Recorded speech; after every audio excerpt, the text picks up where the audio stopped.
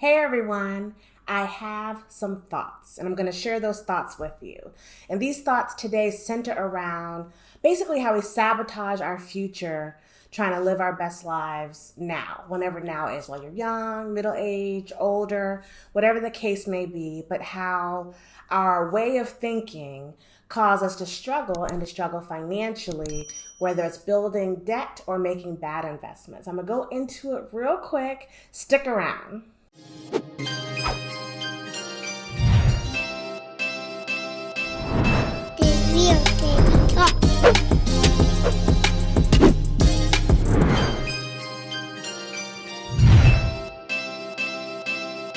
Hey YouTube, it's Teddy Ewing, and today we're going to talk what I always talk about, which is financial freedom. It's going to be a little bit change of pace from cryptocurrency, and today we're going to talk about choosing life.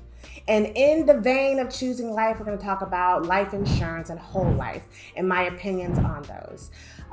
Keep in mind, I'm not a financial advisor, I'm not an insurance salesman, I'm not a certified financial planner, so all the things I offer you are my opinion based upon my experience and things I've looked up and experienced through my investing life. All right, now that that's out of the way, I want to remind you all that I have my cryptocurrency course that's live for the next 2 weeks. Please do check the link out in the description box, read all about it. There's a 30-day money-back guarantee. I guarantee you will go from knowing nothing to something about cryptocurrency and investing, buying, trading, and hopefully living your best life with cryptocurrency. But anyway, let's get into the meat of it. I'm gonna talk about whole life in particular. So a very good friend of mine asked my advice a few months ago, about getting whole life insurance. I unequivocally said I think it's a bad idea. Personal, Teddy's opinion. But I never just say don't do something when it comes to money without providing numbers.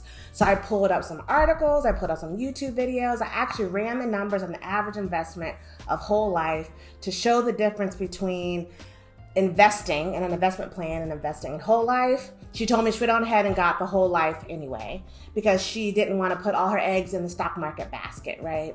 So let me just break down whole life really quick. Whole life, well, first I always say, what do you want? Do you want life insurance or do you want an investment vehicle? They're not the same thing. And the whole life is a product that was invented to make people think they're getting the same thing.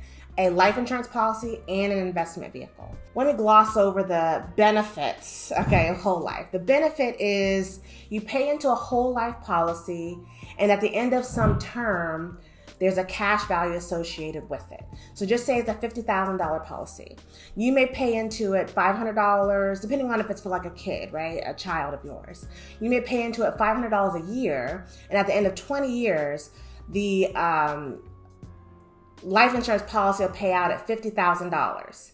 And at some point during those 20 years, maybe it's the first year, the first 3 years, if that child were to pass away, God forbid, unfortunately, that person passed away who the policy's for, it would still pay out the $50,000, right?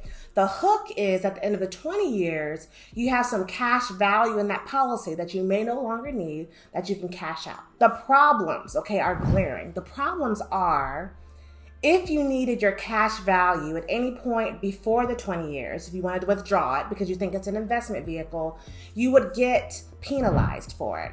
Number two, if you borrowed against it anytime in that 20-year term, if that person, I don't want to say the beneficiary, but the person the policy is for were to pass away and you borrowed against that policy, or they borrowed against that policy, that's going to affect that $50,000 payout. And even at the end of the 20 years, the cash value is a minimum amount compared to what you would have made had you just invested in the stock market. It's usually between 1% and 4% annual return on the monies you paid during that 20 years. So what's the point?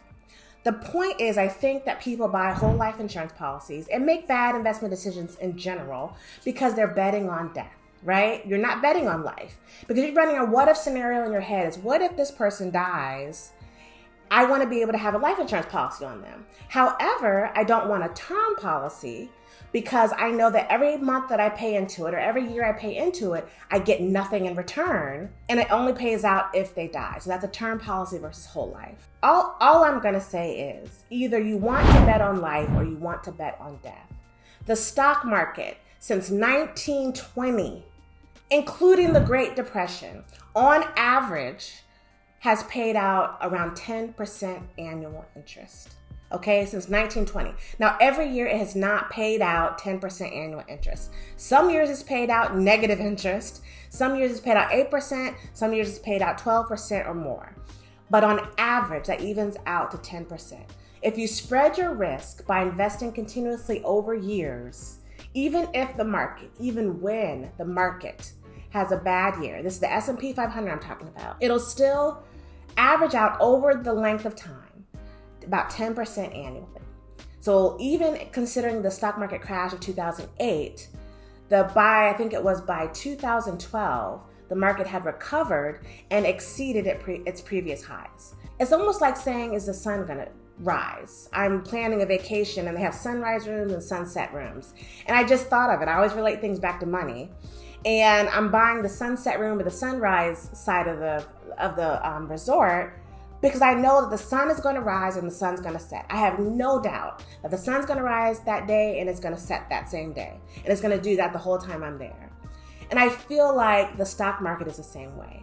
Because the truth of the matter is if the stock market fails, the place where your banks have their money, your insurance companies have the money you're giving them to not get a better interest rate, the corporations, everyone's money is in the stock market. So if the stock market just fails and never recovers, the last thing we're all going to be worrying about is where your money, because wherever your money is, it's lost, it's gone.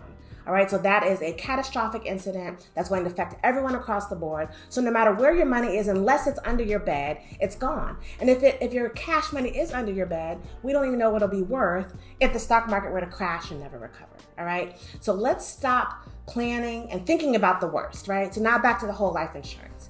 So you're betting on death, right? You're betting that if the person you've insured dies, you have a cash value policy, but you're hoping to get something out of it at the end. That's why you wanted the whole life. Let me just cut it and say, if you want life insurance and you need it because you want to be able to pay funeral expenses or you want to create some form of cash flow infusion should the insured person pass away, get a term life insurance policy.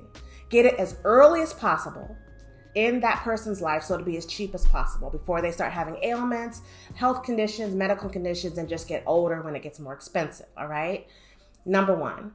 Number two, at the same time, invest cash into a interest-bearing account, preferably an IRA or an ETF, an index fund with low fees, something that is going to bring you returns that kind of match the stock market, all right? And all those ones I did, not like a savings account when I said, I don't mean that. I mean like a wealth accumulation account, something that's aggressively invested following like the S&P 500, following the stock market, following the Dow, something like that while this person is young. And in 20 years, on average, at 10% interest, whatever you put in there is with compounding interest, you're gonna get a great rate of return. Then you may not even need the policy anymore.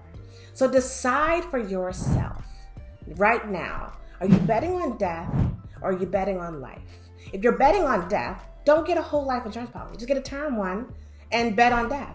But if you're betting on life, which on average, most of us make it, at the end of any 20-year term, 30-year term, 40-year term, put that money where it's going to make the most return and you can reap the benefits of compounding interest.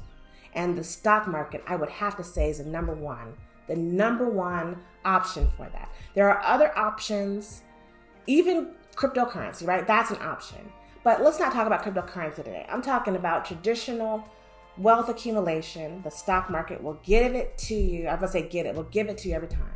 You just gotta put it in a fund and don't toy with it, don't fool with it, and keep putting that money in there no matter what. So bet on life.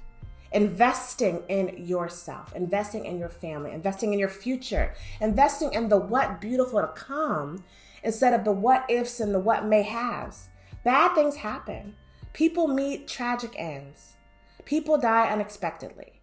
And people don't like to talk about those things because they say you wishing death on somebody or doing all this crazy stuff. And that's a lot of people's excuse for why they don't have any money when they die, or they don't have any money throughout their life because they don't want to talk about it, they don't want to deal with it, they don't want to think about it, X, Y, and Z. Bet on yourself, bet on life. Invest in yourself 1% a day to reach your exponential greatness so you can have phenomenal results, whether they're financially, physically, mentally, emotionally. Invest in yourself to reach your exponential greatness. This is Teddy Ewing signing off.